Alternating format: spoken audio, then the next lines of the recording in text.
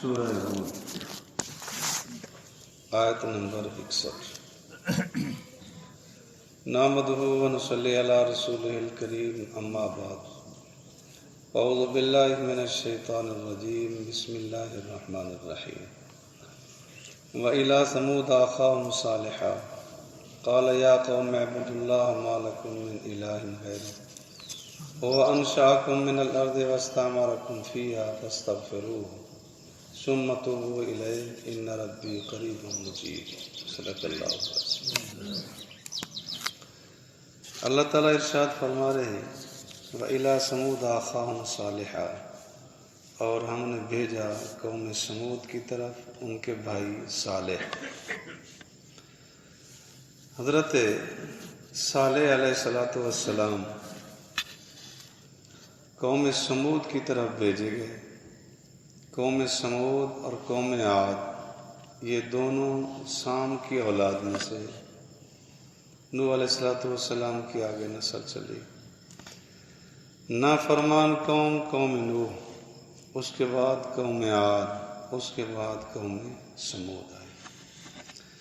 قوم سمود یہ مقام ہجر میں رہا کرتی تھی، جو بحرین اور سعودیہ کے درمیان میں جگہ ہے۔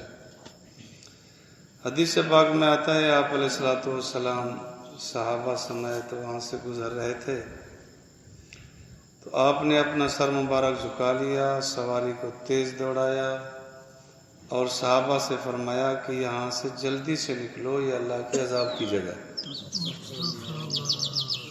تو جہاں اللہ کا عذاب آیا ہو وہاں اثرات پڑتے۔ تو قوم سمود کی طرف حضرت صالح علیہ السلام کو بھیجا گیا۔ حضرت صالح علیہ السلام نے تبلیغ کی، بیان فرمایا یا قوم اعبدوا اللہ ما لکم من الہ غیرہ، اے میری قوم عبادت کرو اللہ کی، ما لکم من الہ غیرہ، نہیں ہے تمہارے لیے کوئی الہ اللہ کے علاوہ۔ جتنا انبیاء تشریف لائے ہیں، توحید، رسالت اور قیامت، ان تین مضمون میں مشترک ہے۔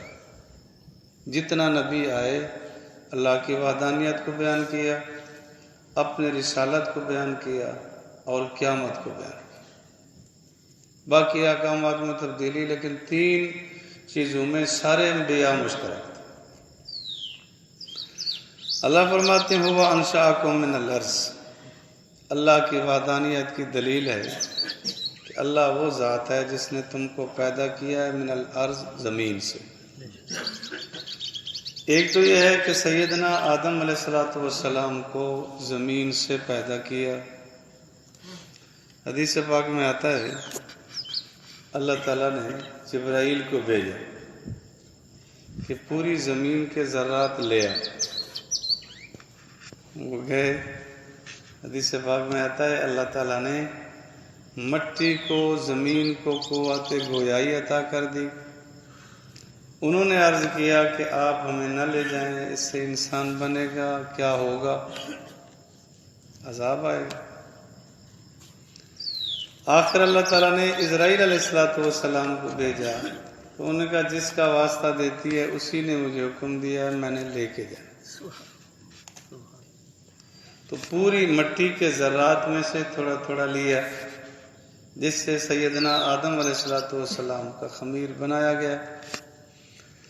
اب اسی پوری مٹی کے اثرات ہیں کہ جیسے مٹی کی شکلیں مختلف ہیں، آدمیوں کی شکلیں مختلف ہیں، جیسے مٹی کا مزاج مختلف ہے، کوئی سخت ہے، کوئی گرم ہے، کوئی نرم ہے، اسی طرح انسانوں کے مزاج ہیں۔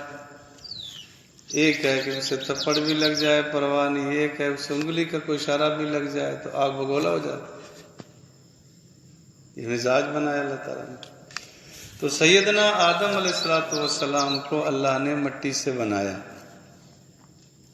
ایک حدیث پاک میں ہے آپ علیہ السلام نے فرمایا یہ کھجور تمہاری پھوپھی لگتی ہے، صحابہ سے فرمایا۔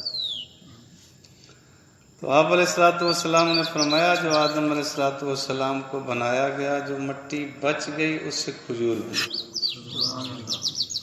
تو اس کی کیفیات انسان کے قریب قریب ہیں. انسان کا سر اگر کاٹ دیا جائے نہیں، کھجور کی بھی سری کاٹ دی جائے تو کھجور ختم ہو جائے. باقی اعضاء اگر کٹ جائیں، کھجور کے بھی کٹ جائیں تب بھی چلتی ہے، آدمی کے کٹ جائیں تب بھی چلتی ہے. ہوا انشاکم من الارض، کہ وہ ذات ہے جس نے تم کو مٹی سے پیدا کیا، یہ اس کی قدرت ہے. دوسرا اس کا ایک مطلب یہ بھی ہے کہ اللہ وہ ذات ہے جس نے تم کو مٹی سے تمہاری جسم کی تمام ضروریات پوری کر دی. جسم سے تعلق رکھنے والی تمام اشیاء مٹی سے آتی ہیں. کپڑا پہنا ہے یہ بھی مٹی سے آ رہا ہے. غذا ہمہ قسم، ہر قسم کی غذا جو بھی آئی وہ مٹی سے آتی. کھانے کی اشیاء، پینے کی اشیاء، پہننے کی اشیاء تمام کی تمام مٹی سے آ رہی ہے اور اسی مٹی کا اثر ہے. اللہ تعالیٰ فرماتے ہیں کہ انسان کو ہم نے پیدا کیا ہے، مٹی سے پیدا کیا ہے. اب آدم علیہ السلام کو بنایا گیا نا تو گارا بنایا گیا، چھوڑ دیا گیا. اب آپ بھی دیہاتوں میں ایسا ہے، گارا بناتے ہیں اس میں بھوسا ڈالتے ہیں، گلا سڑا بھوسا ڈالتے ہیں. کچھ عرصے کے بعد جب وہ بالکل گل سڑ جائے پھر اس کے بعد بڑا مضبوط اور زبردست گارا تصور ہوتا ہے، لپائی کی جاتی ہے. تو آدم علیہ السلام کو بھی یوں بنایا گیا. اس کا اثر ہر آدمی پر اب بھی موجود ہے. عمدہ سے عمدہ خوشبو لگا لے، پھر اس کے بعد رب بازو چڑھا کے نا بازو پر بازو اچھی طرح لگائے، پھر اس کے بعد اس کو سونگے، اسی بدبودار گارے کی بو آئے. یہ اثر موجود.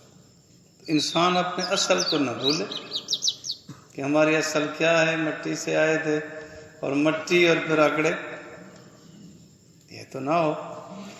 اللہ فرماتے ہیں ہوا انشاکم من الارض واستعمرکم فیہا، اور تم کو آباد کیا ہے فیہا، اسی زمین میں.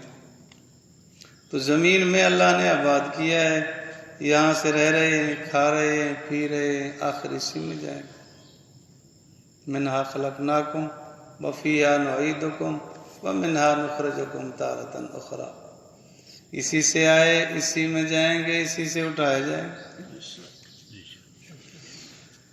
تو حضرت صالح علیہ السلام نے اپنی قوم کو فرمایا فاستغفروا، اللہ سے معافی مانگو، اللہ سے معافی مانگو. بار بار یہ حدیث عرض کی گئی کہ حضور علیہ السلام باوجود معصوم ہونے کے، کہ نبی معصوم ہوتا ہے، نبی سے کبھی گناہ نہیں ہوتا، کبھی بھی گناہ نہیں ہوتا.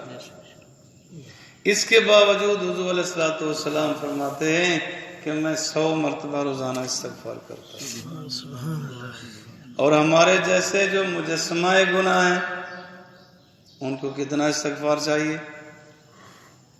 ضرور استغفار کرنا چاہیے. استغفار انسان کے لیے ایسے ہے جیسے کپڑے کے لیے صابن ہوتا ہے، کپڑا صاف ہو جاتا ہے. اسی طرح جب آدمی توبہ کرتا ہے، استغفار کرتا ہے تو اللہ اس کے گناہوں کو دھو دیتے ہیں، گناہ اس کو دھل جاتا ہے. حدیث پاک میں آتا ہے جب آدمی گناہ کرتا ہے دل پر ایک سیاہ نقطہ لگتا ہے، اگر توبہ کرتا ہے تو وہ دھل جاتا ہے، توبہ نہیں کرتا اور گناہ کر لیتا ہے تو اور نقطہ اور نقطہ اور نقطہ، دل زنگ آلود ہو جاتا ہے. کلا بل ران، دل زنگ آلود ہو جاتا ہے. اب کیفیت کیا ہوتی ہے؟ اس کے اندر جو استعداد اور صلاحیت تھی وہ مر جاتی. قرآن پڑھو اب کوئی اثر نہیں، حدیث پڑھو کوئی اثر نہیں، صحابہ کی زندگی پیش کر دو کوئی اثر نہیں. وہ ہمارے دل زنگ آلود، اثرات ختم.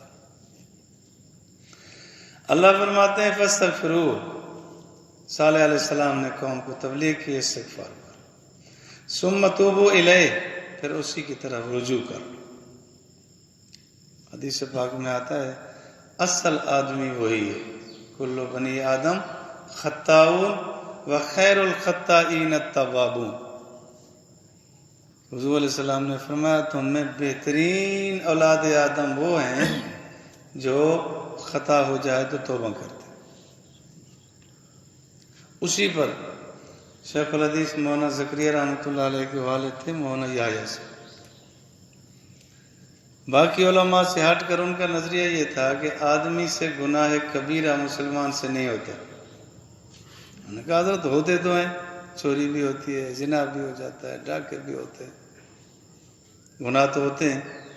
تو فرماتے تھے میرے کہنے کا مطلب یہ ہے کہ مسلمان ہو اور اس سے گناہ کبیرہ ہو جائے توبہ نہ کرے، یہ ہو سکتا ہے کہ ہو مسلمان پر چونکے نہ؟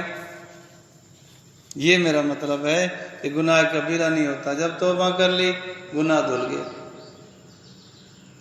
حدیث پاک میں آتا ہے التائب من الذنب کمن لا ذنب لہ، کہ جس آدمی نے توبہ کر لی وہ ایسا ہے جیسے اس نے گناہ کیا ہی نہیں، صاف ہو جاتا ہے۔ اور اللہ سے یقین رکھے کہ ایسا ہو جاتا ہے، توبہ کرنی چاہیے۔ ثم توبوا الی اللہ ان ربی قریب مجیب، بے شک میرا رب قریب ہے قبول کرنے والا۔ قریب کتنا ہے؟ انسان اپنے اتنا قریب نہیں ہے جتنا اللہ اس کے قریب ہے۔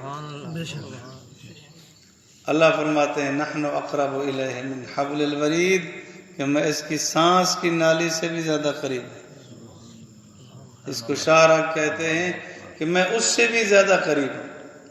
تو انسان کو اپنے متعلق شاید اتنا معلومات نہ ہوں جتنا اللہ کو ہے کہ اس کی کیا ضرورت ہے اور کیا ہے، کیسا ہے۔ اللہ تعالیٰ کریم ہے۔ قالوا یا صالح، جواب دیا قوم نے، انہوں نے واضح نصیحت کیا، سمجھایا، تبلیغ کی کہ توبہ کرو، استغفار کرو، اللہ سے معافی مانگو۔ جواب دے رہے کہ صالح آپ ہمارے درمیان میں رہتے تھے نا، جب تک نبوت نہیں ملی تھی کچھ نہیں کہتے تھے، تو ان کا خیال یہ تھا کہ یہ بھی ہمارا عام خیال ہے کہ اس کی خاموشی، یہ بھی ہمارا خیال ہے۔ ہم خیال ہے کہ اگر ہم ایک بت کی پوجا کریں گے یہ 2 کی کرے گا، ہم 10 کی کریں گے یہ 20 کی کرے گا، بڑا باہمت آدمی ہے۔ تو اب جب بولا تو پتہ چلا یہ تو کوئی اور ہے۔ وہ کہہ رہے ہیں قالوا یا صالح، کہنے لگے اے صالح قد کنت فینا مرجوا، تو ہم میں تھا، ہم امید رکھتے تھے قبل ھذا، اس سے پہلے کہ ہمارے ساتھ ہے، یہ ہمارا ہم خیال، ہم پیالہ ہم نوالا ہے۔ اب کیا ہے اتنہانا ان نعبد ما یعبد آباؤنا، کیا تو ہمیں منع کرتا ہے کہ ہم ان کی عبادت کرتے ہیں جن کی ہمارے آبا اجداد عبادت کرتے تھے؟ اس سے تو منع کرتا ہے کہ ایک رب، ایک خدا کی عبادت کرو۔ ہم یہ سمجھتے تھے کہ ہمارے ساتھ تو رہے گا۔ ہاں جی، حدیث پاک میں آتا ہے کہ اگر اور بتانے والے ہیں تو اور بات ہے، نہیں تو ایک بتانے والا موجود ہے وہ نہیں بتاتا مسئلہ حق۔ تو حضور نے فرمایا یہ گنگا شیطان ہے۔ اور بتانے والے ہیں تو پھر سے اس کا فریضہ ختم ہے، اور بتائیں گے، وہ بتائے گا، وہ بتائے گا۔ اگر وہاں ایریے میں، علاقے میں ایک ہی ہے جس کو تحقیقی اور پکی خبر ہے، معلومات ہیں، وہ حق بات نہیں بتاتا، حضور کے وعید سے۔ اور دوسری حدیث پاک میں آتا ہے اگر وہ حق بات نہیں بتاتا تو کل قیامت کے دن جہنم سے کینچی لے کے اس کی زبان کاٹی جائے گی سب کے ساتھ۔ کیا حشر ہوگا، اس کو بتانا تو پڑے گا۔ تو وہ سمجھتے تھے کہ بھی ہمارے کو پہلے کچھ نہیں کہتا تھا، ہمارے ساتھ ہے، اب تو بولنے لگا۔ اِنَّا لَفِي شَكٍّ، بے شک ہم شک میں ہیں، مما تعبدوننا، اس چیز سے جس کی طرف تو ہمیں دعوت دیتا ہے، الیہ مریب، اس کی طرف شک کرنے والے، اس کو ہم تو نہیں مانیں گے جس کے متعلق تو کہتا ہے۔ اللہ مجھے اور آپ کو دین کی سمجھ فہم نصیب فرمائے۔ اتباع سنت اتباع شریعت نصیب فرمائے.